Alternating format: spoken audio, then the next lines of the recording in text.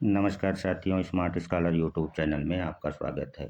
आज की क्लास में हम लोग भारत के राष्ट्रपति पर चलाए जाने वाली महाभियोग प्रक्रिया को पढ़ेंगे। तो चलिए सीधे हम लोग टॉपिक पर चर्चा करते हैं। पहला प्रश्न हमारे सामने ये बनता है कि महाभियोग जो प्रक्रिया है इसका उल्लेख कहाँ है। तो संविधान के अनुच्छेद 61 में भारत के राष्ट्रपति पर महाभियोग प्रक्रिया का वर्णन किया गया है और ये जो महाभियोग की प्रक्रिया है इसे हमारे संविधान में आयरलैंड के संविधान से लिया गया है तथा जो महाभियोग की प्रक्रिया है वो एक अर्ध न्यायिक प्रक्रिया है। यहाँ से आपके 3 प्रश्न तैयार हो गए। पहला किस अनुच्छेद में है, तो अनुच्छेद 61 में है। महाभियोग प्रक्रिया किस देश के संविधान से ली गई है, तो आयरलैंड के।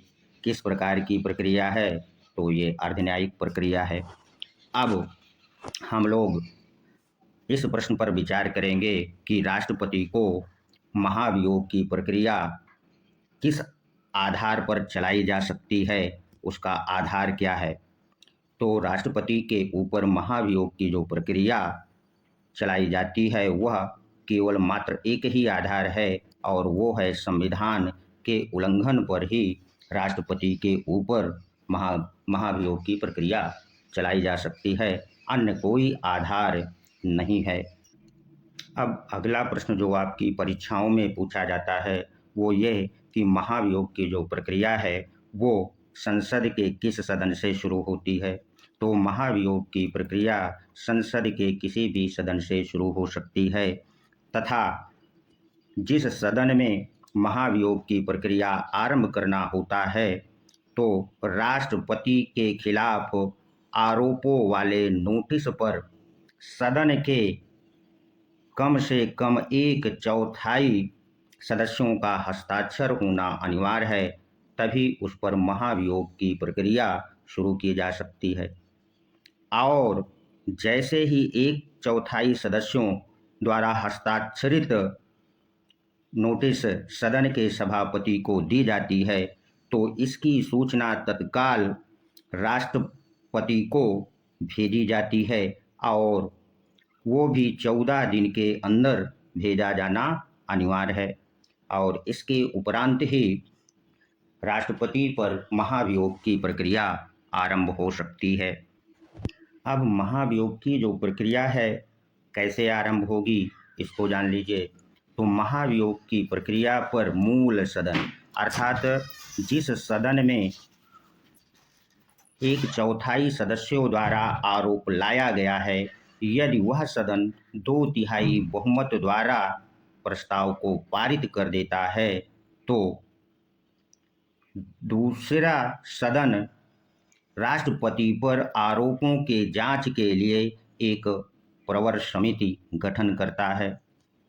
अब राष्ट्रपति को अपना बचाव रखने के लिए स्वयं या किसी व्यक्ति या वकील या अटॉर्नी जनरल को वह नियुक्त कर सकता है।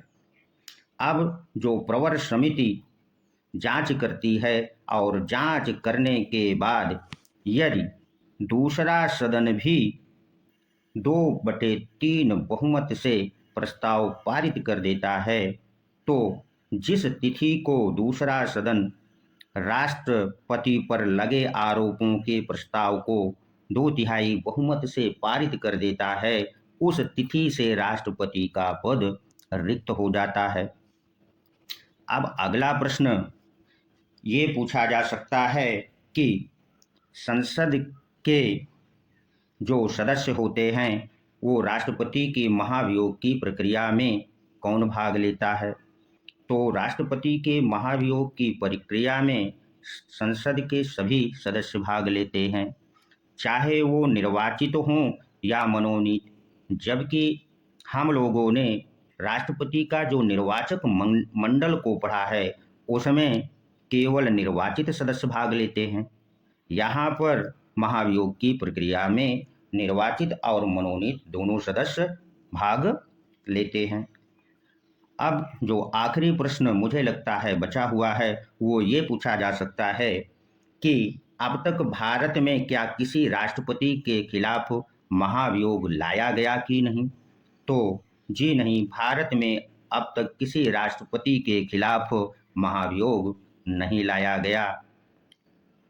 अगर यह वीडियो आपको अच्छा लगा है तो इसे सब्सक्राइब अवश्य कर दीजिए और ऐसे छात्रों को इसे शेयर भी कर दीजिए जो टीजीटी, पीजीटी व असिस्टेंट प्रोफेसर परीक्षा या अन्य प्रतियोगी परीक्षाओं की तैयारी कर रहे हैं, ताकि वे इसका अधिक से अधिक लाभ उठा सकें।